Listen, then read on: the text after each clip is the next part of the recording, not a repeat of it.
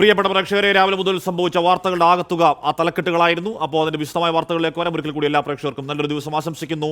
ആദ്യ വാർത്തയിലേക്ക്. അന്ത്യശാസനവുമായി CPI.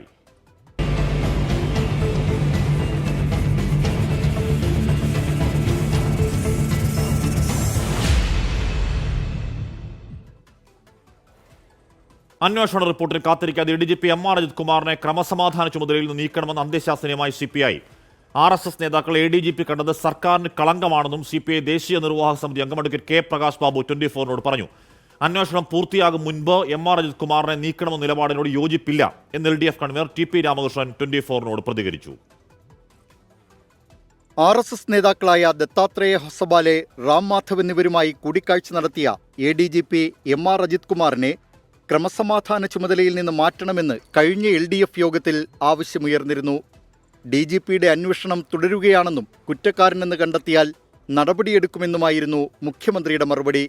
എന്നാൽ രാഷ്ട്രീയ വിഷയത്തിൽ അന്വേഷണത്തിന്റെ ആവശ്യമില്ല, നടപടിയാണ് വേണ്ടതെന്ന് CPI ദേശീയ നിർവാഹക സമിതി അംഗം അഡ്വക്കേറ്റ് K പ്രകാശ് ബാബു പറഞ്ഞു. ഇടതുപക്ഷത്തിൻ്റെ നയങ്ങളിൽ നിന്ന് അങ്ങനെ മാറാൻ പാടില്ല എന്നുള്ളതുകൊണ്ടാണ് അത് ഓർമ്മപ്പെടുത്തി. ADGP ആ സ്ഥാനത്ത് തുടരാൻ പാടില്ല എന്നുള്ളതുകൊണ്ടാണല്ലോ വീണ്ടും അത് എഴുതേണ്ടി വന്നത്. വൈകുന്നതിലുള്ള ആശങ്കയാണല്ലോ ലേഖനത്തിൽ കൂടെ വീണ്ടും പങ്കുവച്ചത്. അന്വേഷണം പൂർത്തിയാകട്ടെ എന്ന നിലപാടാണ് CPIM-ന്.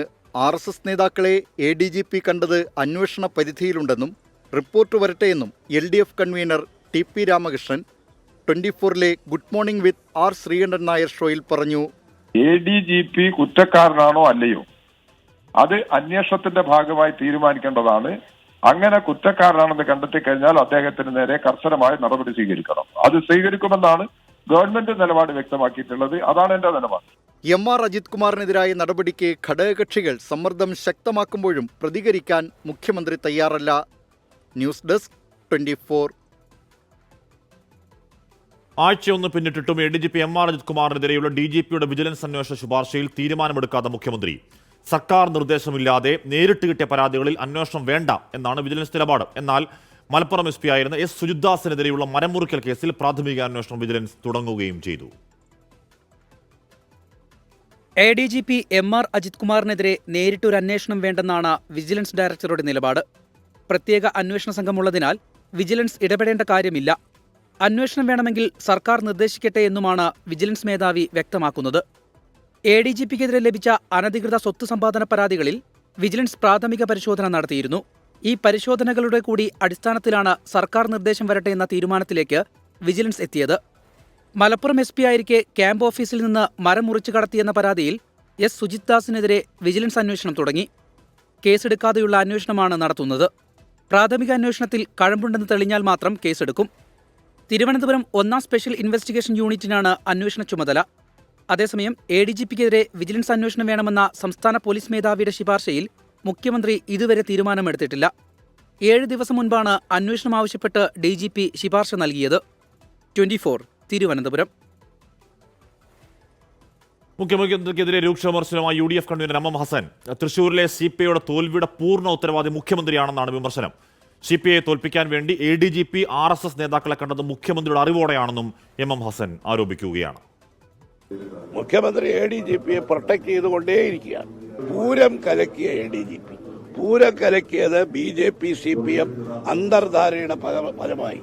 തൃശൂർ ലോക്സഭാ മണ്ഡലത്തിൽ സുരേഷ് ഗോപിയെ ജയിപ്പിക്കാനാണ്.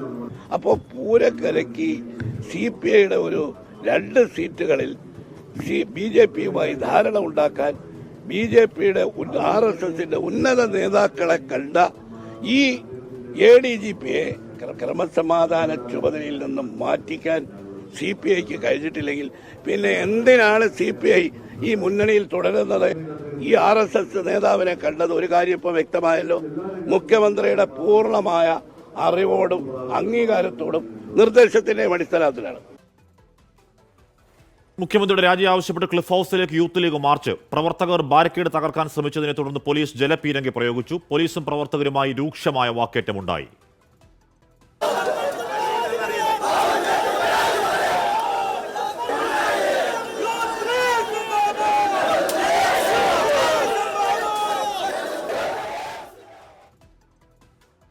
അരിയിൽ ഷുക്കൂർ വധക്കേസിൽ CPIM നേതാക്കളായ പി ജയരാജനും TV രാജേഷിനും തിരിച്ചടി. ഇരുവരുടെയും വിടുതൽ ഹർജി കൊച്ചി പ്രത്യേക CBI കോടതി തള്ളി. പി ജയരാജനും TV രാജേഷും കേസിൽ വിചാരണ നേരിടണം. പി ജയരാജന്റെയും TV രാജേഷിന്റെയും വിടുതൽ ഹർജിക്കെതിരെ ഷുക്കൂറിന്റെ മാതാവിന്റെ വാദം അംഗീകരിച്ചാണ് കോടതി നടപടി. കൊലപാതകത്തിൽ പി ജയരാജനും TV രാജേഷിനുമെതിരെ തെളിവുകളുണ്ടെന്നും പ്രതികൾ ഗൂഢാലോചനയിൽ പങ്കാളിയായതിന് സാക്ഷികളുണ്ടെന്നും കോടതിയിൽ നൽകിയ ഹർജിയിൽ ഷുക്കൂറിന്റെ മാതാവ് ആത്തിക്ക ചൂണ്ടിക്കാട്ടിയിരുന്നു.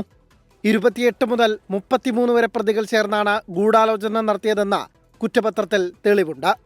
ഇതിനാൽ വിടുതൽ ഹർജി തള്ളണമെന്നും ആത്തിക്ക ആവശ്യപ്പെട്ടു. പി ജയരാജന്റെയും TV രാജേഷിന്റെയും പങ്ക് തെളിയിക്കുന്ന ഫോൺ രേഖകളും സാക്ഷിമൊഴികളും സാഹചര്യ തെളിവുകളുമുണ്ടെന്നും ഷുക്കൂറിന്റെ മാതാവിന്റെ അഭിഭാഷകൻ അറിയിച്ചിരുന്നു. ഇരു പ്രതികൾക്കുമെതിരെ CBI ഗൂഢാലോചന കുറ്റമാണ് ചുമത്തിയിട്ടുള്ളത്. നിയമ നടപടി തുടരുമെന്ന് പി ജയരാജൻ ഫേസ്ബുക്കിലൂടെ പ്രതികരിച്ചു. 24 കൊച്ചി. ദേശീയ അധ്യക്ഷൻ ശരത് പവാറുമായി നാളെ ചർച്ച നടക്കാനിരിക്കെ മന്ത്രിമാറ്റവുമായി ബന്ധപ്പെട്ട NCP കേരള ഘടകത്തിൽ അടിമുടി ആശയക്കുഴപ്പം. എല്ലാം മാധ്യമ സൃഷ്ടിയാണെന്നും ചർച്ച അറിഞ്ഞിട്ടില്ലെന്നുമാണ് സംസ്ഥാന അധ്യക്ഷൻ PC ചാക്കോയുടെ പ്രതികരണം. മന്ത്രിമാറ്റം നാളെ ചർച്ചയാകില്ലെന്ന് AK ശശീന്ദ്രൻ പറയുമ്പോൾ ഇതുതന്നെയാണ് ചർച്ച എന്ന് തോമസ് കെ തോമസ് ആവർത്തിക്കുകയുമാണ്. ഏറെ മുമ്പ് തുടങ്ങിയ മന്ത്രിമാറ്റ ചർച്ചയിൽ ഇനിയും വ്യക്തത വരാതെ NCP സംസ്ഥാന നേതൃത്വം. മന്ത്രി AK ശശീന്ദ്രനും തോമസ് കെ തോമസും നാളെ മുംബൈയിൽ ശരത് പവാറുമായി കൂടിക്കാഴ്ച നടത്താനിരിക്കെ പാർട്ടിയിലെ ആശയക്കുഴപ്പം കൂടുതൽ ശക്തമായി. നാളത്തെ ചർച്ചയും മന്ത്രിമാറ്റവും തുറന്നു പറയാൻ സംസ്ഥാന അധ്യക്ഷൻ PC ചാക്കോ തയ്യാറായില്ല. ചർച്ചയെക്കുറിച്ച് അറിഞ്ഞിട്ടേയില്ലെന്ന പ്രതികരണം. നാളെ നടക്കുന്ന യോഗത്തിൽ അദ്ദേഹത്തിന് പിന്തുണ, സംസ്ഥാന നേതൃത്വത്തിന് പിന്തുണ ഉണ്ടാകും. നാളെ ഒരു യോഗം നടക്കുന്നതാണ് അദ്ദേഹം പ്രതികരിച്ചിരിക്കുന്നത്. എനിക്കറിയാം, എന്നെ ഒന്നിനും വിളിച്ചിട്ടില്ല, അങ്ങനെ ഒരു യോഗം അറിയിച്ചിട്ടുമില്ല. മന്ത്രിമാറ്റം ഉണ്ടാകുമോ അറിയില്ല. മന്ത്രിപദത്തിൽ 2 വർഷത്തെ കരാറിനെ കുറിച്ച് അറിയില്ലെന്ന് ആവർത്തിക്കുകയാണ് AK ശശീന്ദ്രൻ. 2 വർഷം 2.5 വർഷം അറിയില്ല. അങ്ങനെ ഒരു വിഷയം സംബന്ധിച്ച് എനിക്ക് യാതൊരു വിവരവുമില്ല. അങ്ങനെ ഒരു കരാർ ഉണ്ടായിരുന്നു ആദ്യഘട്ടത്തിൽ 2.5 വർഷം വീതം? വിഷയം അറിയില്ല. നിലപാടിൽ ഉറച്ചു നിൽക്കുകയാണ് Kuttanad MLA Thomas K Thomas. AK ശശീന്ദ്രനെ മന്ത്രിസ്ഥാനത്ത് നിന്ന് മാറ്റണമെന്ന മുംബൈയിൽ നടക്കുന്ന ചർച്ചയിൽ ഉന്നയിക്കുമെന്ന് തോമസ് കെ തോമസ് 24നോട് പറഞ്ഞു. അല്ല, ഞാൻ ആദ്യം മുതൽ ഒരേ സ്റ്റാൻഡിലാണല്ലോ നിൽക്കുന്നത്. നിങ്ങളെല്ലാവരും അതെല്ലാം സംരക്ഷണം ചെയ്തിട്ടുള്ളതാണ്. ഇപ്പോഴും അതേ സ്റ്റാൻഡിൽ തന്നെ നിൽക്കുന്നത്. അല്ല, ഇത് ഞാൻ ആവശ്യപ്പെടേണ്ട ആവശ്യമില്ല. കാരണം ഇത് ദേശീയ നേതൃത്വം നേരത്തെ എടുത്ത തീരുമാനമാണ്. അതായത് അങ്ങേ മന്ത്രിയാക്കണം 2.5 വർഷം കഴിയുമ്പോൾ അല്ല എന്നുള്ളത്. പിന്നെ അന്ന് പവാർജിയുടെ നോമിനിയായിട്ട് ഇവിടെ വന്ന വ്യക്തി വ്യക്തമായിട്ടും ഞങ്ങളോട് സംസാരിച്ച കാര്യമാണ്. കേരളത്തിൽ നാളുകളായി തുടരുന്ന ആശയക്കുഴപ്പത്തിന്റെ കുരുക്കഴിക്കലാണ് ദേശീയ അധ്യക്ഷൻ ശരത് പവാറിന്റെ മുന്നിലെ കടമ്പ. തിരുവനന്തപുരത്തിനൊപ്പം 24 കൊച്ചി. മന്ത്രി AK ശശീന്ദ്രൻ ആ സ്ഥാനം ഒഴിയാൻ കൂട്ടാക്കാത്ത പശ്ചാത്തലത്തിൽ അത് രാഷ്ട്രീയ തർക്കവും വലിയ ചർച്ചയൊക്കെ ആവാൻ ഇടയുണ്ട്. നമുക്ക് നോക്കാം എന്താകുമെന്ന കാര്യം. ഷിരൂരിൽ ദൗത്യം വീണ്ടും തുടങ്ങുന്നു.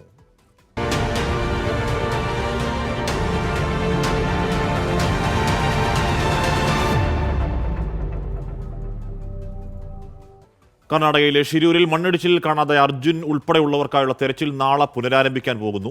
ഗോവയിൽ നിന്ന് ഡ്രഡ്ജർ ഗംഗാവലി പുഴയിൽ എത്തിച്ചു. ഇന്ന് രാത്രിയോടെ ഡ്രഡ്ജർ ഷിരൂരിൽ എത്തിക്കും.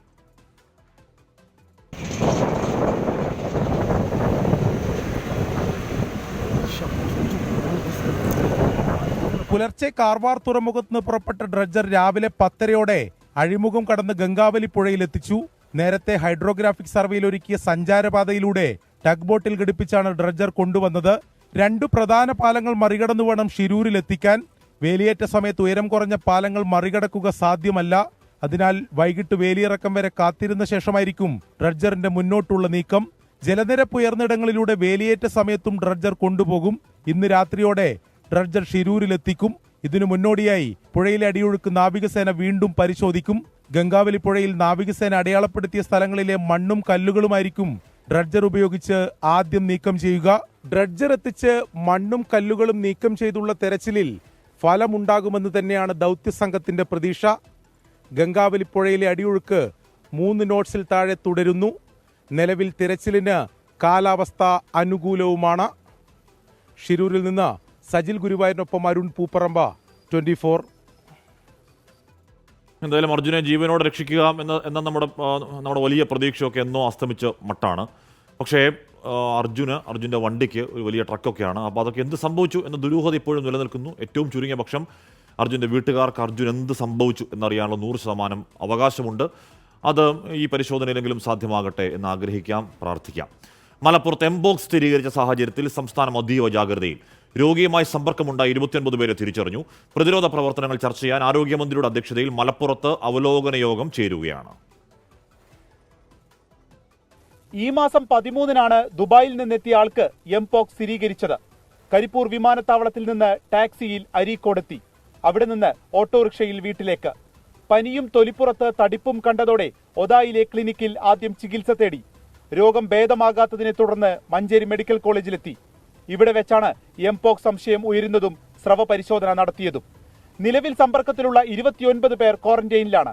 ഇതിൽ 23 പേർ ബന്ധുക്കളും സുഹൃത്തുക്കളുമാണ്. 6 പേർ വിദേശത്താണ്. ആർക്കും രോഗലക്ഷണങ്ങളില്ല. റൂട്ട് മാപ്പ് വൈകാതെ ആരോഗ്യവകുപ്പ് പുറത്തുവിടും. സാഹചര്യം വിലയിരുത്താൻ ആരോഗ്യമന്ത്രി വീണ ജോർജ് മലപ്പുറത്തെത്തി. പ്രതിരോധ പ്രവർത്തനങ്ങൾ ചർച്ച ചെയ്യാൻ ആരോഗ്യവകുപ്പ് ഉദ്യോഗസ്ഥരുമായി ആദ്യ യോഗം. ഉച്ചയ്ക്ക് ശേഷം ജനപ്രതിനിധികളുടെ യോഗത്തിലും മന്ത്രി പങ്കെടുക്കും. എംപോക്സ് ജാഗ്രതയിൽ എല്ലാ ജില്ലകളിലും ചികിത്സയും ഐസൊലേഷൻ സൗകര്യവും ഒരുക്കിയിട്ടുണ്ട്. 24 മലപ്പുറം. ജസ്റ്റിസ് ഹേമ കമ്മിറ്റിക്ക് മുൻപാകെയുള്ള വെളിപ്പെടുത്തലുകളിൽ 20-ലധികം പേരുടെ മൊഴികൾ ഗൗരവമേറിയത് എന്ന് പ്രത്യേക അന്വേഷണ സംഘം കണ്ടെത്തുന്നു. ഇവരിൽ ഭൂരിഭാഗം പേരെയും 10 ദിവസത്തിനകം ബന്ധപ്പെടാനാണ് തീരുമാനം. നിയമ നടപടി തുടരാൻ ആഗ്രഹിക്കുന്നവരുടെ മൊഴികൾ കേസെടുക്കും. അതിനിടെ മുകേഷ് MLA ഉൾപ്പെടെയുള്ളവർക്കെതിരെ പരാതി നൽകിയ നടിക്കെതിരെ ബന്ധുവായ മറ്റൊരു യുവതി രംഗത്ത് വന്നു. ഇന്നലെ ചേർന്ന പ്രത്യേക അന്വേഷണ സംഘത്തിന്റെ യോഗത്തിലാണ് മൊഴികൾ ഗൗരവമേറിയതെന്ന വിലയിരുത്തൽ. മൊഴി നൽകിയവരിൽ 20 പേരെ ആദ്യഘട്ടത്തിലും അവശേഷിക്കുന്നവരെ 2ാം ഘട്ടത്തിലും വനിതാ ഉദ്യോഗസ്ഥർ ബന്ധപ്പെടും. മൊഴി നൽകിയവരുടെ താൽപര്യം കൂടി കണക്കിലെടുത്താകും കേസെടുക്കുന്നതിൽ തീരുമാനം. മൊഴി നൽകിയവരിൽ പൂർണ്ണമായ പേരും മേൽവിലാസവും രേഖപ്പെടുത്താത്തവരെ കണ്ടെത്താൻ സാംസ്കാരിക വകുപ്പിന്റെയോ ഹേമ കമ്മിറ്റി അംഗങ്ങളുടെ സഹായം തേടാനും ആലോചനയുണ്ട്. ഇതിനിടെ നടനും MLAയുമായ മുകേഷ് ഉൾപ്പെടെയുള്ളവർക്കെതിരെ പരാതി നൽകിയ നടിക്കെതിരെ അടുത്ത ബന്ധുവായ യുവതി രംഗത്തു വന്നു. നടിക്ക് സെക്സ് മാഫിയയുമായി ബന്ധമുണ്ടെന്നും തന്നെയും കുടുക്കാൻ ശ്രമിച്ചെന്നും യുവതി. എന്നെ കൊണ്ടൊരു ഹോട്ടൽ റൂമിലേക്കായിരുന്നു. അവിടെ 5-6 ആണുങ്ങളുണ്ടായിരുന്നു. അവിടെ ചെന്നു. അവിടെ ഉള്ളവർ വന്നെങ്കിൽ ആദ്യം ഷെയ്ക്കാൻ വന്നു. പിന്നെ അടുത്ത ആൾ വന്ന് എൻ്റെ മുഖത്തും മുടിയിലും കവിളിലൊക്കെ തൊട്ടു. എൻ്റെ ഷോൾഡറിലൊക്കെ പിടിക്കുകയും ചെയ്തു. അപ്പോൾ ഞാൻ അവരെ തട്ടി മാറ്റി. ആ ഒരു സിറ്റുവേഷനിലാണ് എനിക്ക് മനസ്സിലായത് പുള്ളിക്കാരുടെ ഉദ്ദേശം ഒരു ഓഡീഷന് കൊണ്ടുപോവുകയല്ലായിരുന്നു. അവർക്ക് എന്നെ കാഴ്ച വെച്ച് അല്ലെങ്കിൽ അവർക്ക് എന്നെ കാണിച്ച് പൈസ ആ ഒരു ലെവലിലേക്ക് എത്തിക്കുകയായിരുന്നു എനിക്ക് മനസ്സിലായത്. യുവതിയുടെ ആരോപണം മുകേഷിനെതിരെ പരാതി നൽകിയ നടി തള്ളി. എല്ലാവരുടെയും കളിയാണ് ഇത്. മൊത്തം പ്രശ്നമാകുമെന്ന് അറിഞ്ഞപ്പോൾ എന്നെ എങ്ങനെയെങ്കിലും കള്ളക്കേസെടുത്ത് അകത്തിടുവാണെങ്കിൽ എനിക്കിത് ഒരറിവുമില്ല. ഞാൻ അങ്ങനെ ചെയ്തിട്ടുമില്ല. I will fight, no problem. Hema committee റിപ്പോർട്ടിന് പിന്നാലെ സേവന വേതന കരാർ നിർബന്ധമാക്കാനുള്ള തീരുമാനത്തിലാണ് പ്രൊഡ്യൂസേഴ്സ് അസോസിയേഷൻ. 1 ലക്ഷം രൂപയ്ക്ക് മുകളിൽ പ്രതിഫലം പറ്റുന്നവർ മുദ്രപത്രത്തിൽ കരാർ നൽകണമെന്നാണ് വ്യവസ്ഥ. 24 കൊച്ചി. വെൽക്കം പ്രിയപ്പെട്ട പ്രേക്ഷകരെ, ഇന്ന് ഇപ്പോൾ കേരളം ഞെട്ടിയ അല്ലെങ്കിൽ രാജ്യത്ത് ഒക്കെ ചർച്ചയായിക്കൊണ്ടിരിക്കുന്ന മറ്റൊരു വാർത്തയാണ് ജോലിഭാരം താങ്ങാനാവാതെ ആത്മഹത്യ.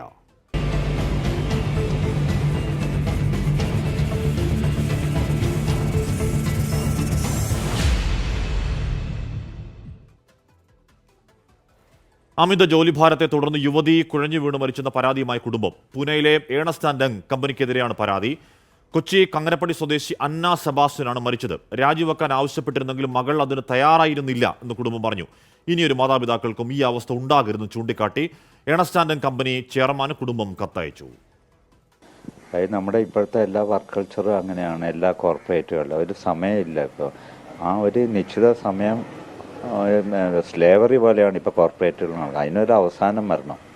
അതുമാത്രം ഉദ്ദേശിച്ചു. ഞങ്ങൾ ആ ലെറ്റർ എഴുതിയാലും അതുമാത്രമേ ഉദ്ദേശിക്കുന്നുള്ളൂ. ഇവർക്ക് ലീഗൽ നടപടി എടുക്കാൻ വേണ്ടിയിട്ടൊന്നും അല്ല ഉദ്ദേശിച്ചത്. ഇനിയുള്ള ഒരു ജോയിൻ ചെയ്യുന്ന ഒരു പുതിയ ഒരാൾക്ക് ഇങ്ങനെ ഒരു അനുഭവം വരരുത്. ഞങ്ങൾ കത്തയച്ച് EY ഇന്ത്യ ചെയർമാൻ അയച്ചു കൊടുത്തു. പിന്നെ അവരുടെ ടോപ്പ് ഒഫീഷ്യൽസ് 5 പേർക്കും അയച്ചു. പുള്ളി പറഞ്ഞു പുള്ളി അന്നേരമാണ് ഈ സംഭവം അറിഞ്ഞത് തന്നെ. ഞങ്ങൾ ലെറ്റർ അയച്ചപ്പോൾ തന്നെയാണ് ഇതറിഞ്ഞത്. അപ്പോൾ പുള്ളി പറഞ്ഞു ഞങ്ങളൊരു ഫോറം ഉണ്ടാക്കുന്നുണ്ട്. ആ ഫോറത്തിൽ വെച്ച് ഇങ്ങനെയുള്ള പ്രശ്നങ്ങൾ അഡ്രസ്സ് ചെയ്യാനായിട്ട് ഞങ്ങൾ ശ്രദ്ധിച്ചോളാം. ഇങ്ങനെ ഒരു സംഭവം ആവർത്തിക്കാതിരിക്കാൻ നോക്കാമെന്നാണ് പറഞ്ഞിരിക്കുന്നത്. പെൺകുട്ടിയുടെ മരണത്തിൽ അന്വേഷണം നടത്തുമെന്ന് കേന്ദ്ര തൊഴിൽ സഹമന്ത്രി ശോഭാ കരന്തലജി അറിയിച്ചു. വിവരങ്ങളുമായി നിതിൻ അംബുജൻ. നിതിൻ, അത് കേന്ദ്ര ഇടപെടൽ ഉണ്ടാകുന്നു, അന്വേഷണം ഉണ്ടാകുമെന്ന് അറിയിക്കുന്നു. ഇത് തൊഴിൽ മേഖല, കോർപ്പറേറ്റ് മേഖലയിലെ പ്രത്യേകിച്ച് IT മേഖലയിലൊക്കെ വർക്ക് കൾച്ചറിനെ കുറിച്ചുള്ള പുതിയ ഒരു ചർച്ചയ്ക്ക് ഹേതുവാകുവാണോ? ഹാഷ്മി, അങ്ങനെ തന്നെയാണ് ഈ സംഭവങ്ങളെല്ലാം തന്നെ വഴിവെച്ചിരിക്കുന്നത്. കാരണം വലിയ ചർച്ചകൾക്കാണ് അന്നയുടെ അമ്മയുടെ കത്ത് ഇപ്പോൾ വഴിവെച്ചിരിക്കുന്നത്. Ernst and Young India chairman അയച്ച കത്ത് രാജ്യത്തുടനീളം ഇപ്പോൾ ചർച്ചയാകുന്നുണ്ട്. IT മേഖലയിലെ ഇത്തരത്തിലുള്ള തൊഴിൽ സമ്മർദ്ദമെല്ലാം തന്നെ ഇപ്പോൾ ചർച്ചയാകുന്നു. ആ ഒരു സാഹചര്യത്തിൽ കൂടിയാണ് അടിയന്തര ഇടപെടൽ ഇപ്പോൾ കേന്ദ്രത്തിന്റെ ഭാഗത്തും ഉണ്ടായിരിക്കുന്നത്. കാരണം ഈ കത്ത് അയച്ച് സമൂഹ മാധ്യമങ്ങളടക്കം ചർച്ച ചെയ്യുന്നു. മാത്രമല്ല രാജീവ് ചന്ദ്രശേഖർ ഇത് പങ്കുവെച്ചുകൊണ്ട് കേന്ദ്രത്തിന്റെ ഭാഗത്തും അന്വേഷണം വേണമെന്നൊരു ആവശ്യം ഉന്നയിച്ചിരുന്നു. ഇതിനു പിന്നാലെയാണ് ശോഭാ കരന്തലെ കേന്ദ്ര തൊഴിൽ സഹമന്ത്രി ഇതിൽ അന്വേഷണം നടത്തുമെന്നും തൊഴിൽ സാഹചര്യം തൊഴിൽ സമ്മർദ്ദമെല്ലാം തന്നെ അത്തരമൊരു നീക്കമുണ്ടെങ്കിൽ ശക്തമായ നടപടി സ്വീകരിക്കുമെന്നാണ് ശോഭാ കരന്തലജെ ഇപ്പോൾ ഈ ഒരു രാജീവ് ചന്ദ്രശേഖരന്റെ ആവശ്യം പരിഗണിച്ചൊരു മറുപടി നൽകിയിരിക്കുന്നത്. എന്തായാലും കേന്ദ്രത്തിന്റെ അന്വേഷണത്തെ സ്വാഗതം ചെയ്യുന്നു. പക്ഷേ ഇതുവരെ കേന്ദ്ര സർക്കാരുമായി ബന്ധപ്പെട്ട ആളുകളൊന്നും തന്നെ ബന്ധപ്പെട്ടിട്ടില്ല എന്നാണ് അന്നയുടെ പിതാവ് 24 വ്യക്തമാക്കിയത്. മാത്രമല്ല ഇതൊരു നിയമ നടപടി സ്വീകരിക്കുന്നതിനപ്പുറം ഇത്തരമൊരു തൊഴിൽ സാഹചര്യം മാറേണ്ട ആവശ്യകതയെക്കുറിച്ചാണ് കമ്പനി അധികൃതർക്ക് കത്തയച്ചതെന്നാണ് ഇപ്പോൾ അന്നയുടെ പിതാവ് വ്യക്തമാക്കിയത്. അത്തരത്തിൽ ജൂലൈയിലാണ് അന്ന ഈ കമ്പനിയിൽ പ്രവേശിക്കുന്നത്. പിന്നീട് മാർച്ചിലാണ് അന്ന കമ്പനിയിൽ പ്രവേശിക്കുന്നത്. അതിനുശേഷം മാസങ്ങൾക്കകം തന്നെ അന്ന കുഴഞ്ഞു വീണ് മരിക്കുകയായിരുന്നു. ഈ ദിവസങ്ങളൊക്കെ തന്നെ വലിയ തരത്തിൽ തൊഴിൽ സമ്മർദ്ദം താൻ അനുഭവപ്പെട്ടു എന്നാണ് അന്ന വീട്ടുകാരോട് പറഞ്ഞത്. എന്നാൽ രാജിവെച്ച് വരാൻ ആവശ്യപ്പെട്ടെങ്കിലും 1 വർഷം ഈ കമ്പനിയിൽ തുടർന്ന് മാത്രമേ രാജിവെക്കുകയുള്ളൂ എന്നാണ് അന്ന അറിയിച്ചത്. അങ്ങനെ രാത്രിയും അതോടൊപ്പം തന്നെ പലപ്പോഴും ഭക്ഷണം പോലും കഴിക്കാതെ ഒരു തൊഴിൽ ചെയ്യേണ്ട ഒരു സാഹചര്യത്തെക്കുറിച്ച് പലപ്പോഴും അന്ന മാതാപിതാക്കളോട് പരാതിപ്പെട്ടിരുന്നു. ഇതിലെടുത്തു പറയേണ്ട ഒരു കാര്യം, അന്നയുടെ അമ്മ അയച്ച കത്ത് പിന്നീട് വലിയ ചർച്ചകൾക്ക് വഴിവെച്ചു. ഇതിൽ പിന്നീട് കമ്പനിയുടെ ഭാഗത്തുമുണ്ടായ ഒരു അനാസ്ഥയും ഇതിൽ കത്തിൽ ചൂണ്ടിക്കാട്ടുന്നുണ്ട്. കമ്പനിയുടെ ഭാഗത്തും ആരും ഇതുവരെ അന്നയുടെ വീടുമായി ബന്ധപ്പെടുകയോ അല്ലെങ്കിൽ ഈ സംസ്കാര ചടങ്ങിൽ പോലും പങ്കെടുത്തില്ല എന്നാണ് കുറ്റപ്പെടുത്തിയിരിക്കുന്നത്. എന്തായാലും ഇപ്പോൾ ഈ കത്ത് വലിയ ചർച്ചകൾക്ക് വഴിവെച്ചു. പിന്നാലെ കേന്ദ്ര സർക്കാർ അന്വേഷണം പ്രഖ്യാപിച്ചിരിക്കുകയാണ്. ശോഭാ കരന്തലെ ഇത് അന്വേഷണം നടത്തി നടപടി സ്വീകരിക്കുമെന്ന ഉറപ്പാണ് ഇപ്പോൾ നൽകിയിരിക്കുന്നത്. ഒരു രാജ്യം ഒരു തെരഞ്ഞെടുപ്പ് നയത്തിൽ സമവായത്തിന് തയ്യാറെന്ന് കേന്ദ്ര സർക്കാർ. ബില്ല് സംയുക്ത പാർലമെന്ററി സമിതിക്ക് വിടാനും തയ്യാറെന്നാണ് സർക്കാർ നിലപാട്. പ്രതിപക്ഷ പാർട്ടികളുമായി ചർച്ച നടത്താൻ പ്രതിരോധ മന്ത്രി രാജ്നാഥ് സിംഗിന്റെ നേതൃത്വത്തിൽ 3 മന്ത്രിമാരെ ചുമതലപ്പെടുത്തി. എന്നാൽ പാർലമെന്റിലും പുറത്തും ശക്തമായി എതിർക്കാനാണ് പ്രതിപക്ഷത്തിന്റെ തീരുമാനം. ഒരു രാജ്യം ഒരു തെരഞ്ഞെടുപ്പ് നയത്തിന് കേന്ദ്രമന്ത്രിസഭ അംഗീകാരം നൽകിയതോടെയാണ് ചർച്ചകൾ സജീവം. തീരുമാനം നടപ്പാക്കണമെങ്കിൽ 18 ഭരണഘടനാ ഭേദഗതികൾ ഉൾപ്പെടെ നിയമപരിഷ്കാരങ്ങൾ ആവശ്യമാണ്. നിർണായകമായ ഭരണഘടനാ ഭേദഗതികൾക്ക് പാർലമെന്റും പകുതി സംസ്ഥാന നിയമസഭകളും അനുമതി നൽകണം. ലോക്സഭയുടെ കാലാവധി നിശ്ചയിക്കുന്ന ഭരണഘടനയുടെ 83-ാം അനുച്ഛേദവും നിയമസഭകളുടെ കാലാവധി നിശ്ചയിക്കുന്ന 172-ാം അനുച്ഛേദവും ഭേദഗതി ചെയ്യണമെന്നാണ് രാംനാഥ് കോവിന്ദ് സമിതിയുടെ ശുപാർശ. ഭരണഘടനാ ഭേദഗതികൾ പാസാക്കാൻ 368-ാം അനുച്ഛേദം അനുസരിച്ച് ലോക്സഭയിലും രാജ്യസഭയിലും കേവല ഭൂരിപക്ഷത്തിനൊപ്പം സഭയിൽ സന്നിഹിതരായ 2/3 അംഗങ്ങളുടെ പിന്തുണയും ആവശ്യമാണ്. 2/3 ഭൂരിപക്ഷം ഉറപ്പാക്കണമെങ്കിൽ ലോക്സഭയിൽ 100-ൽ കൂടുതൽ അംഗങ്ങൾ ഹാജരാകാതിരിക്കുകയോ NDA ഇതര കക്ഷികളുടെ പിന്തുണ ഉറപ്പാക്കുകയോ വേണം. ഇത് മുന്നിൽ കണ്ടാണ് സമവായത്തിനുള്ള സർക്കാർ നീക്കം. കേന്ദ്രമന്ത്രിമാരായ രാജ്നാഥ് സിംഗ്, അർജുൻ റാം മേഘ്വാൾ, കിരൺ റിജിജു എന്നിവരെ മറ്റു പാർട്ടികളുമായി ചർച്ചയ്ക്ക് ചുമതലപ്പെടുത്തി. രാജ്യ താൽപര്യം മുൻനിർത്തിയാണ് നീക്കമെന്ന് BJP ആവർത്തിച്ചു. वन नेशन वन इलेक्शन देश के हित में, वोटर्स के हित में, खर्चा कम होगा, वोटर्स को सहूलियत होगी. എന്നാൽ ഒറ്റ തെരഞ്ഞെടുപ്പിനെ എതിർക്കുമെന്ന് ആവർത്തിക്കുകയാണ് പ്രതിപക്ഷം. ഒരു രാഷ്ട്രം, ഒരു ഭാഷ, ഒരു സംസ്കാരം എന്ന RSSന്റെ സ്വപ്നത്തിലേക്കുള്ള നിർണായക ചുവടുവയ്പ്പാണിത്. ഇന്ത്യൻ ജനാധിപത്യ വ്യവസ്ഥയുടെ ചരമഗീതം എഴുതുകയാണ് ഈ തീരുമാനത്തിലൂടെ. സമാന നിലപാടുള്ള സംഘടനകളുമായി ഒറ്റ തെരഞ്ഞെടുപ്പ് നയത്തിനെതിരെ പ്രക്ഷോഭം സംഘടിപ്പിക്കുമെന്ന് DYFIയും വ്യക്തമാക്കി. 24 ഡൽഹി. ജമ്മു കാശ്മീരിൽ നെഹ്റു അബ്ദുള്ള മുഫ്തി കുടുംബങ്ങളെ ലക്ഷ്യം വെച്ചുള്ള പ്രസ്താവനയുമായി പ്രധാനമന്ത്രി നരേന്ദ്രമോദി. 3 കുടുംബങ്ങൾ ജമ്മു കാശ്മീരിനെ കൊള്ളയടിച്ചതാണ് മോദിയുടെ പരാമർശം. കോൺഗ്രസും NCPയും PDPയും ചേർന്നാണ് പണ്ഡിറ്റുകളെ കാശ്മീരിൽ നിന്ന് പുറത്താക്കിയതെന്നും പ്രധാനമന്ത്രി ആരോപിക്കുകയാണ്. ബൽറാം നെടുങ്ങാടി വിവരങ്ങളുമായി ചേർന്നു. ബൽറാം, ചീഫ് ജസ്റ്റിസ് എൻ്റെ വീട്ടിലേക്ക് അദ്ദേഹം പോയതിൽ അദ്ദേഹത്തിന് പ്രതിപക്ഷത്തിനെതിരെ മറ്റൊരു നറേറ്റീവായിരുന്നു കഴിഞ്ഞ ദിവസമെങ്കിൽ എന്താണ് രാഷ്ട്രീയ പ്രചരണത്തിന് ഓരോ ദിവസവും ഓരോ ആംഗിൾ പ്രധാനമന്ത്രി സൃഷ്ടിക്കുകയാണോ ബൽറാം?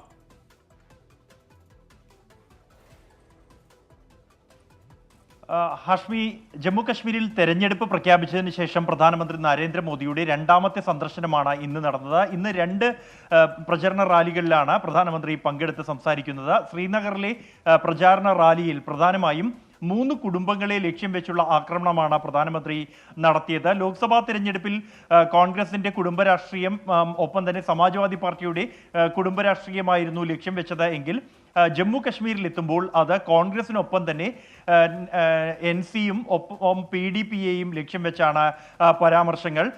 ജമ്മു കശ്മീരിലെ യുവാക്കളുടെ ഭാവി നശിപ്പിച്ചതും സംസ്ഥാനത്തെ കൊള്ളയടിച്ചതും ഈ 3 കുടുംബങ്ങളാണ് എന്നാണ് പ്രധാനമന്ത്രി ആരോപിക്കുന്നത്. ഒപ്പം തന്നെ പണ്ഡിറ്റുകളെ സംസ്ഥാനത്തു നിന്നും പുറത്താക്കിയത് ഈ 3 കുടുംബങ്ങളും ചേർന്നാണ് എന്ന കടുത്ത ആരോപണവും പ്രധാനമന്ത്രി ഉന്നയിച്ചിട്ടുണ്ട്. നേരത്തെ ഭീകരവാദത്തിന് വലിയ പിന്തുണ ഇവർ നൽകിയിരുന്നു. ലാൽ ചൗക്കിൽ ദേശീയ പതാക ഉയർത്താൻ പോലും മുൻപ് കഴിഞ്ഞിരുന്നില്ല.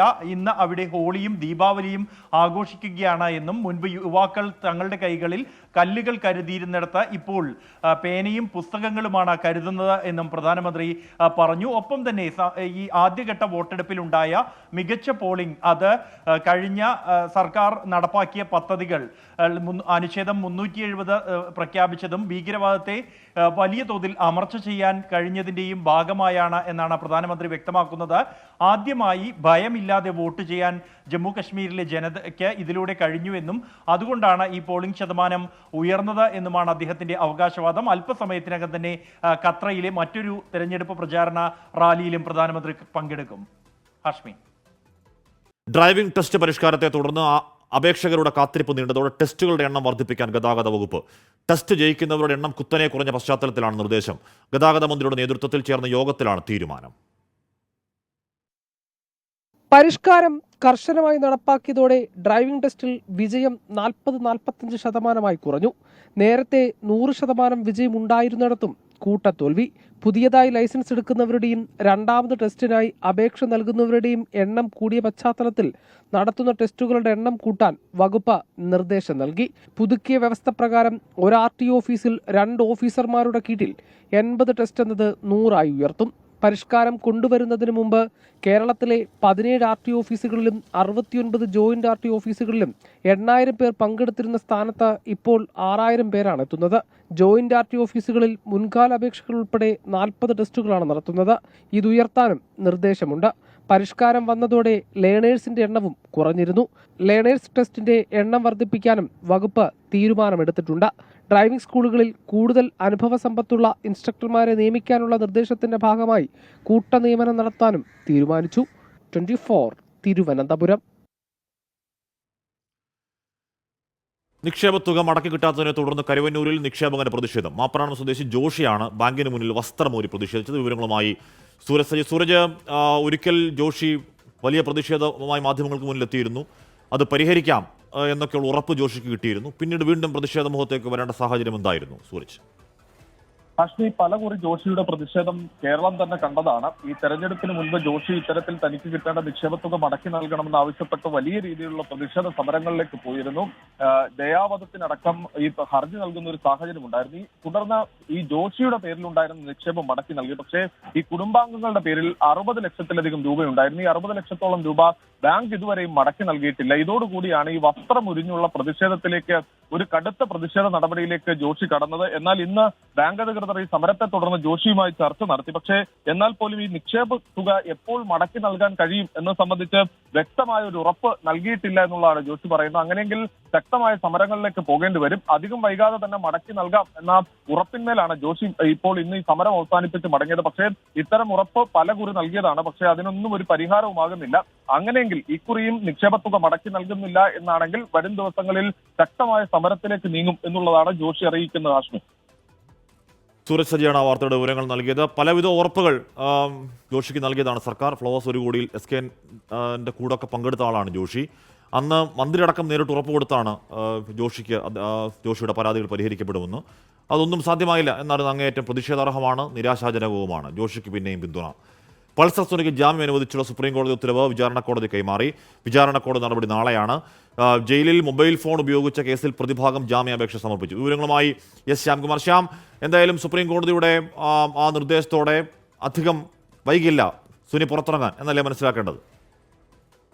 ഹാഷ്മി, സുപ്രീം കോടതിയിൽ നിന്ന് നടിയെ ആക്രമിച്ച കേസിലാണ് പൾസർ സുനിക്ക് ജാമ്യം ലഭിക്കുകയും അത് വിചാരണ കോടതിയിൽ നിന്ന് നിബന്ധനകളോടെ ജാമ്യം ലഭിക്കാനുള്ള സാഹചര്യം ഒരുങ്ങുകയും ചെയ്യുന്നത്. പക്ഷേ മറ്റ് 2 കേസുകൾ കൂടി പൾസർ സുനിക്കുണ്ട്. അത് ഒന്ന് കോട്ടയിൽ വെച്ച് ഒരു സംഘടനത്തിൽ ഏർപ്പെട്ടതുമായി ബന്ധപ്പെട്ടുള്ള കേസാണ്, മറ്റൊന്ന് ജയിലിൽ മൊബൈൽ ഉപയോഗിച്ചതുമായ കേസാണ്. ഈ 2 കേസുകളിൽ കൂടി ജാമ്യം ലഭിച്ചാൽ മാത്രമേ ജയിൽ മോചനം സാധ്യമാവുകയുള്ളൂ. നിലവിൽ സുപ്രീം കോടതിയിൽ നിന്ന് ലഭിച്ച ജാമ്യ ഉത്തരവ് വിചാരണ കോടതിയിൽ അഭിഭാഷക മുഖേന ഫയൽ ചെയ്തു കഴിഞ്ഞു. നാളെ ഈ കേസിൽ കോടതി വാദം കേൾക്കും. പ്രോസിക്യൂഷന്റെ നിലപാട് എന്താണ്, എന്തൊക്കെ ജാമ്യ വ്യവസ്ഥകൾ ഉൾപ്പെടുത്തണമെന്ന് ഉൾപ്പെടെ നാളെ വാദം കേട്ട ശേഷമായിരിക്കും കോടതി തീരുമാനിക്കുക. അതിനുശേഷം ഈ കേസിൽ ജാമ്യ ഉത്തരവ് കോടതി പുറപ്പെടുവിക്കുകയും അത് ജയിലിൽ എത്തിക്കുകയും ചെയ്യും. പക്ഷെ അപ്പോഴും മറ്റു നിലവിലുള്ള 2 കേസുകൾ കൂടി ജാമ്യം ലഭിച്ചാൽ മാത്രമേ സുനിക്ക് ജയിൽ മോചനം സാധ്യമാവുകയുള്ളൂ. ഹാഷ്മി. എസ് ശ്യാംകുമാറാണ് വാർത്തയുടെ വിവരങ്ങൾ നൽകിയത്. കലവൂർ സുഭദ്ര കൊലക്കേസിൽ 1-ാം പ്രതി ശർമിളയും 2-ാം പ്രതി മാത്യൂസിനെയും 8 ദിവസത്തേക്ക് പോലീസ് കസ്റ്റഡിയിൽ വിട്ടു. Alappuzha chief judicial first class magistrate കോടതി 2-ലാണ് അന്വേഷണ സംഘം അപേക്ഷ നൽകിയത്. ഇന്നുച്ചയ്ക്ക് 2:30 കൊലപാതകം നടത്തിയ വീട്ടിലെത്തിച്ച് തെളിവെടുപ്പ് നടത്തും. രാത്രിയോടെ ഇവർ ഒളിവിൽ താമസിച്ച ഉടുപ്പിയിലേക്ക് അന്വേഷണ സംഘം പ്രതികളുമായി തെളിവെടുപ്പിന് പോകും. കൊലപാതകത്തിന് ആയുധങ്ങളൊന്നും ഉപയോഗിച്ചിട്ടില്ല എന്നാണ് പ്രതികളുടെ മൊഴി. 3-ാം പ്രതി റെയ്നോൾഡിനെ പിന്നീട് കസ്റ്റഡിയിലെടുത്ത് തെളിവെടുപ്പ് നടത്തും. കോടതി വളപ്പിൽ ശർമിള മാധ്യമങ്ങൾക്ക് മുന്നിൽ പൊട്ടിക്കരഞ്ഞു.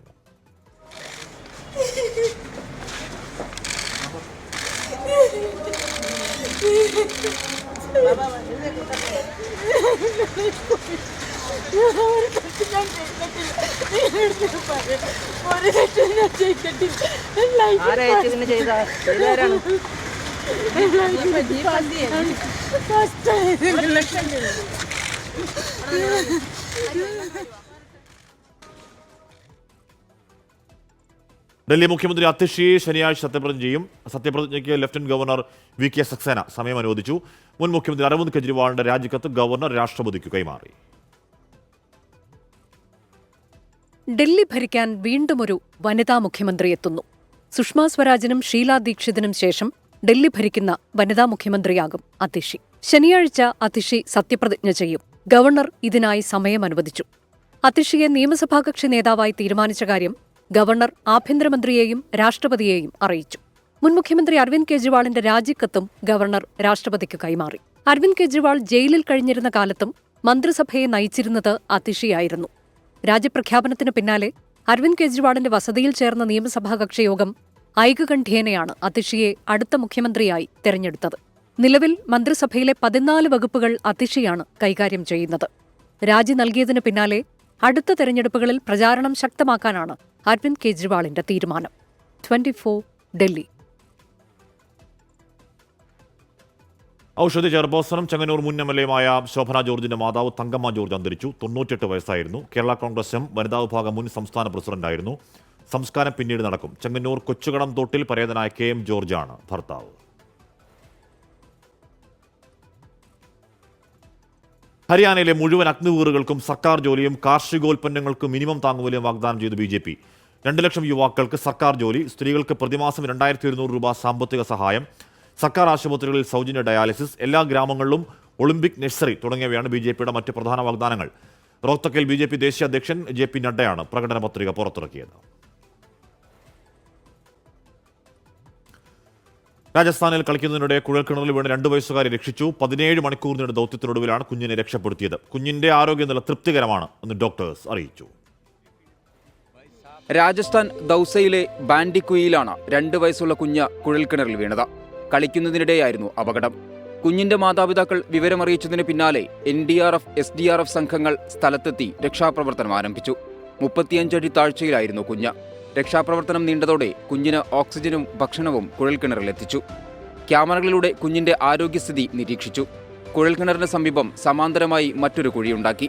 ശക്തമായ മഴ രക്ഷാപ്രവർത്തനത്തിന് പ്രതിസന്ധിയായി. ഒടുവിൽ 17 മണിക്കൂർ നീണ്ട പരിശ്രമങ്ങൾക്കൊടുവിൽ കുഞ്ഞിനെ പുറത്തെത്തിച്ചു.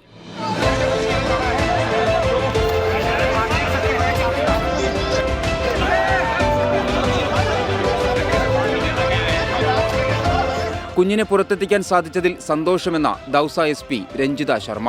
पूरी मशक्कत और पूरे प्रयास के बाद में लगभग 16-17 घंटे का ये अभियान चला और हम बच्ची को सुरक्षित माता पिता को सपोर्ट कर पाए. ये हमारे लिए एक अहम उपलब्धि रहेगी.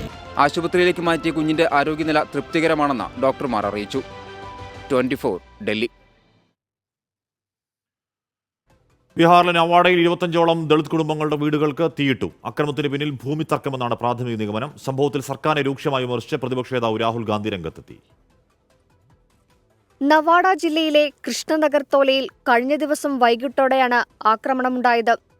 അജ്ഞാതരായ ഒരു സംഘം ആളുകളെത്തി വീടുകൾക്ക് തീയിടുകയായിരുന്നു. പിന്നാലെ അക്രമികൾ ഓടി രക്ഷപ്പെട്ടു. ദളിത് കുടുംബങ്ങൾ താമസിച്ചിരുന്ന 25ഓളം വീടുകൾ കത്തിനശിച്ചു. വളർത്തുമൃഗങ്ങൾ ചത്തു. ആളപായം റിപ്പോർട്ട് ചെയ്തിട്ടില്ല. ഭൂമിയിടപാടുമായി ബന്ധപ്പെട്ട തർക്കമാണ് അക്രമത്തിന് കാരണമെന്നാണ് പ്രാഥമിക നിഗമനം. സംഭവത്തിൽ ചിലരെ പോലീസ് കസ്റ്റഡിയിലെടുത്തിട്ടുണ്ട്.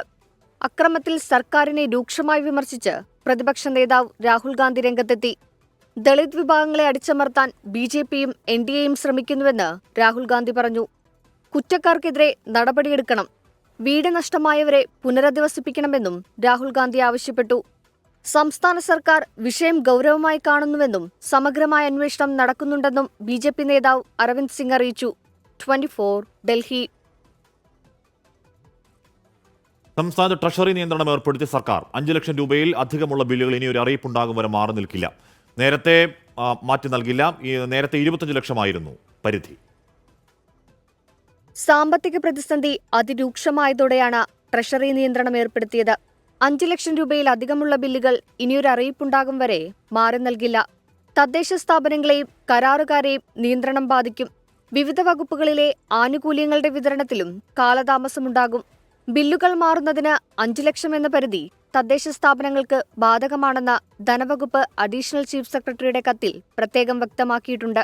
ഡിസംബർ വരെ ഇനി കടമെടുക്കാൻ ശേഷിക്കുന്നത് 1200 കോടി രൂപയാണ്. ഈ സാഹചര്യത്തിലാണ് കടുത്ത നിയന്ത്രണങ്ങൾ ഏർപ്പെടുത്തുന്നത്. 24 തിരുവനന്തപുരം. വെൽക്കം പ്രിയപ്പെട്ട പ്രേക്ഷകരെ. വിക്രമൻ ഒയൂർ പറയുന്നു, കുഴൽക്കിണർ മൂടാതെ ഇട്ടിരിക്കുന്നവർക്കെതിരെ കേസെടുക്കണം എന്ന് പറഞ്ഞാൽ നമ്മൾ ഇപ്പോഴൊന്നും കേൾക്കുന്നതല്ല, ഒരുപാട് കാലമായി കേൾക്കുന്നതാണ് കുഞ്ഞുങ്ങളും അല്ലാത്തൊരു കുഴൽക്കിണർ വീഴുന്ന വാർത്ത. അപ്പോൾ ഈ കുഴൽക്കിണറുകൾ മൂടിക്കൂടെ എന്നുള്ള ചോദ്യങ്ങൾ കേൾക്കാൻ തുടങ്ങിയിട്ട് വർഷങ്ങൾ പലതായി. സ്പോർട്സ് വാർത്തകളിൽ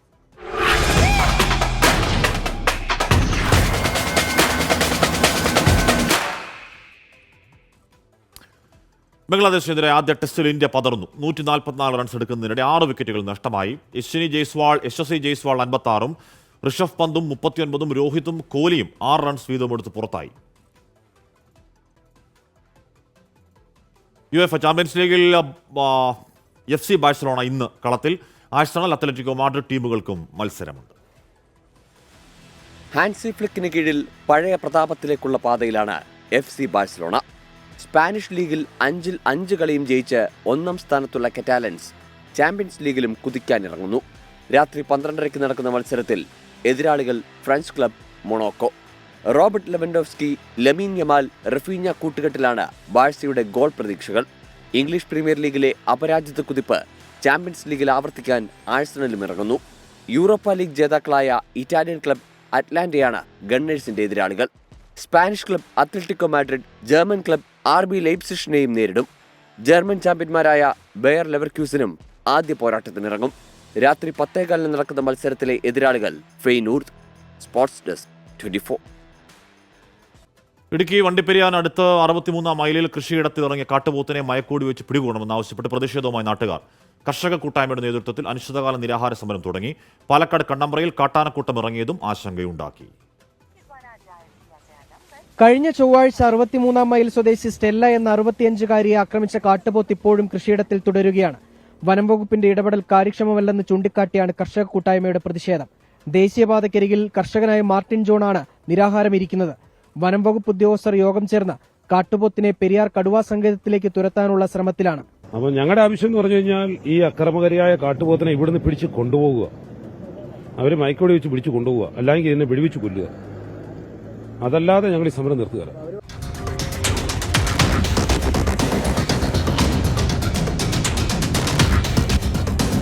അതിനിടെ പാലക്കാട് കണ്ണമ്പ്ര പോത്തുചാടി പ്രദേശത്ത് പട്ടാപ്പകൽ കാട്ടാനക്കൂട്ടമിറങ്ങി.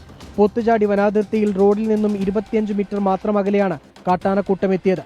ഇന്നലെ വൈകിട്ട് വഴിയാത്രക്കാർ പോകുമ്പോഴാണ് കാട്ടാനക്കൂട്ടത്തെ കണ്ടത്. 24 ഇടുക്കി. ആലപ്പുഴ രാമങ്കരിയിൽ ഭാര്യയുടെ സുഹൃത്തിനെ വീട്ടിൽ കയറി വെട്ടിപ്പരിക്കേൽപ്പിച്ച കേസിൽ പ്രതിയായ ഭർത്താവ് സുബിൻ പിടിയിലായി. കലവൂർ സ്വദേശിയായ സുബിനെ കോയമ്പത്തൂരിൽ നിന്നാണ് പോലീസ് കസ്റ്റഡിയിലെടുത്തത്. സുഹൃത്തിന്റെ വീട്ടിൽ നിന്ന് സുബിൻ തട്ടിക്കൊണ്ടുപോയ ഭാര്യ രഞ്ജിനെയും പോലീസ് കണ്ടെത്തി. ഭാര്യയുടെ ആൺസുഹൃത്ത് ബൈജുവിനെ വെട്ടിപ്പരിക്കേൽപ്പിച്ച ശേഷം ഇന്നലെ പുലർച്ചെയാണ് ചങ്ങനാശ്ശേരിയിൽ നിന്നും ട്രെയിൻ മാർഗം പ്രതി സുബിൻ തമിഴ്നാട്ടിലേക്ക് കടന്നത്. ഭാര്യ രഞ്ജിനിയെയും ഇയാൾ തട്ടിക്കൊണ്ടുപോയിരുന്നു. കോയമ്പത്തൂരിലെ സുബിന്റെ ബന്ധുവീട്ടിൽ നിന്നാണ് ഇരുവരെയും പോലീസ് കണ്ടെത്തിയത്. വെട്ടേറ്റ രാമങ്കരി സ്വദേശി ബൈജുവിന്റെ വിരൽ അറ്റുപോയതിനെ തുടർന്ന് കോട്ടയം മെഡിക്കൽ കോളേജിൽ എത്തിച്ച് പ്ലാസ്റ്റിക് സർജറിക്ക് വിധേയനാക്കി. മദ്യപിച്ച് സ്ഥിരം പ്രശ്നമുണ്ടാക്കുന്ന ഭർത്താവ് സുബിനുമായി പിണങ്ങിക്കഴിഞ്ഞിരുന്ന രഞ്ജിനി പ്രദേശവാസിയായ ബൈജുവുമായി അടുപ്പത്തിലായിരുന്നു. കുറച്ച് ദിവസങ്ങളായി ഇരുവരും ഒരുമിച്ച് താമസം തുടങ്ങി. ഇതറിഞ്ഞ സുബിൻ തേങ്ങാപ്പാര ഉപയോഗിച്ച് വീടിന്റെ പുറകുവശത്തെ വാതിൽ തകർത്ത് വീടിനുള്ളിൽ കയറി ബൈജുവിനെ വെട്ടിപ്പരിക്കേൽപ്പിക്കുകയായിരുന്നു. 24 ആലപ്പുഴ. കൊച്ചി പള്ളുരുത്തി സ്വദേശി ആദം ജോ ആന്റണി എന്ന 20-കാരനെ കാണാതായിട്ട് 54 ദിവസമായിട്ടും അന്വേഷണത്തിൽ ഒരു പുരോഗതിയില്ല. ആലപ്പുഴ തുറവൂരിനടുത്ത് പെട്രോൾ പമ്പിൽ ആദമിനെ കണ്ടിരുന്നു എന്ന് ജീവനക്കാരി പിതാവിനോട് വെളിപ്പെടുത്തി. രവിപുരം ഷിപ്പ്യാർഡിനടുത്ത് വെച്ചാണ് ആദം ജോ ആന്റണിയെ കാണാതായത്. ആദം ജോ ആന്റണി എങ്ങോട്ട് പോയെന്ന ചെറിയ സൂചന പോലും ലഭിക്കാതെ ഇരുട്ടിൽ തപ്പുകയാണ് പോലീസ്. നഗരം മുഴുവൻ ക്യാമറ കണ്ണുകളിലാണെന്ന പോലീസ് അവകാശപ്പെടുമ്പോഴാണ് കൊച്ചിൻ ഷിപ്പ്യാർഡിന് സമീപം സൈക്കിളുമായി പോയ 20-കാരനെ കണ്ടെത്താൻ കഴിയാത്തത്. ജൂലൈ 28-ന് ആദം ജോ ആന്റണി സൈക്കിൾ ചവിട്ടി നീങ്ങുന്ന ദൃശ്യങ്ങൾ ഷിപ്പ്യാർഡിന് സമീപത്തു നിന്ന് ലഭിച്ചിരുന്നു. ഇതുമാത്രമാണ് അന്വേഷണത്തിലെ ഏക തുമ്പ്. സ്വന്തം മകനെ തേടി പിതാവ് ആന്റണിയും അന്വേഷണം നടത്തുന്നുണ്ട്. തുറവൂരിന് സമീപത്ത് പെട്രോൾ പമ്പിലെ ജീവനക്കാരി മകനെ കണ്ടെന്ന് തന്നോട് പറഞ്ഞെന്ന് പിതാവ്. ഇവൻ്റെ ഫോട്ടോയും മറ്റു കാര്യങ്ങളും കാണിച്ചപ്പോൾ ഒരു സ്ത്രീ, അവിടുത്തെ സ്റ്റാഫ് തന്നെ ഇങ്ങനൊരു സംശയമുണ്ട്, ഞാൻ കണ്ടതായിട്ട് ഓർക്കുന്നുണ്ട് എന്ന് പറഞ്ഞിരുന്നു. പക്ഷെ അവർ എന്നാണെന്നോ ഏത് ദിവസമാണെന്നോ അവർക്കറിയില്ലായിരുന്നു. അപ്പോൾ ആ വിവരം പോലീസ് സ്റ്റേഷനിൽ പറയുകയും അവർ അവിടെ പോയി CCTV ഫുട്ടേജ് നോക്കുന്ന സമയത്ത് അത് ബാക്കപ്പ് ക്ലിയർ അല്ലാതിരുന്നുകൊണ്ടും വീഡിയോ ക്ലിയർ അല്ലായിരുന്നുകൊണ്ടും അത് അവർക്കത്ര ക്ലാരിറ്റി ഇല്ലായിരുന്നു. എന്നാൽ ഈ വിവരത്തെക്കുറിച്ച് പോലും തുടരന്വേഷണം നടത്താൻ പോലീസിന് സാധിച്ചിട്ടില്ല. ആദം സഞ്ചരിച്ച സൈക്കിളും കണ്ടെത്തിയിട്ടില്ല. 54 ദിവസമായിട്ടും 20-കാരൻ ആദം ജോ ആന്റണി എവിടെ പോയി എന്ന ചോദ്യത്തിനു മുന്നിൽ ഉത്തരം കിട്ടാതെ നിൽക്കുകയാണ് കൊച്ചി സിറ്റി പോലീസും. ശ്യാംകുമാർ, 24 കൊച്ചി. പശ്ചിമബംഗാളിൽ വോട്ടപകടത്തിൽ നിന്നും തൃണമൂൽ കോൺഗ്രസ് MPമാരും MLAയും കളക്ടറും അടങ്ങുന്ന സംഘം തലനാരിഴയ്ക്ക് രക്ഷപ്പെട്ടു. ബിർഭൂം ജില്ലയിൽ വെള്ളപ്പൊക്ക ബാധിത പ്രദേശങ്ങൾ പരിശോധിക്കുന്നതിനിടയിലാണ് അപകടമുണ്ടായത്. TMC MLA അഭിജിത് സിംഗ്, MPമാരായ അസിത് മാൽ എന്നിവരടക്കം 13 പേരാണ് ബോട്ടിലുണ്ടായിരുന്നത്. ശക്തമായ ഒഴുക്കുള്ള നദിയിൽ ബോട്ട് മറിയുകയായിരുന്നു. സുരക്ഷാ ഉദ്യോഗസ്ഥരും നാട്ടുകാരും ചേർന്നാണ് എല്ലാവരെയും രക്ഷപ്പെടുത്തിയത്. ഉത്തർപ്രദേശിൽ ചരക്ക് ട്രെയിൻ പാളം തെറ്റി. മധുര ജില്ലയിലെ വൃന്ദാവനടുത്ത് ചരക്ക് തീവണ്ടിയുടെ 25 വാഗണുകളാണ് പാളം തെറ്റിയത്. അപകടത്തെ തുടർന്ന് 3 ട്രക്കുകളിലൂടെയുള്ള ഗതാഗതം തടസ്സപ്പെട്ടു. ഈ റൂട്ടിലെ 30ഓളം ട്രെയിനുകളുടെ സർവീസുകളെ ബാധിച്ചു. രാജസ്ഥാനിലെ സൂറത്ഗഡ് പവർ പ്ലാന്റിലേക്ക് കൽക്കരി കൊണ്ടുപോകുന്ന ട്രെയിനാണ് അപകടത്തിൽപ്പെട്ടത്. ഗതാഗതം പുനഃസ്ഥാപിക്കുന്ന നടപടികൾ പുരോഗമിക്കുകയാണ്. സംഭവത്തെക്കുറിച്ച് റെയിൽവേ അന്വേഷണം ആരംഭിച്ചതായി Agra divisional railway manager Tej Prakash Agarwal അറിയിച്ചു. അട്ടിമറി സാധ്യത ഉൾപ്പെടെ പരിശോധിക്കുമെന്നതും റെയിൽവേ വ്യക്തമാക്കി. അപ്പോൾ പ്രിയപ്പെട്ട പ്രേക്ഷകരെ, നമ്മുടെ ഉച്ചവാർത്ത യാത്ര തൽക്കാലം പൂർണ്ണമാകുന്നു.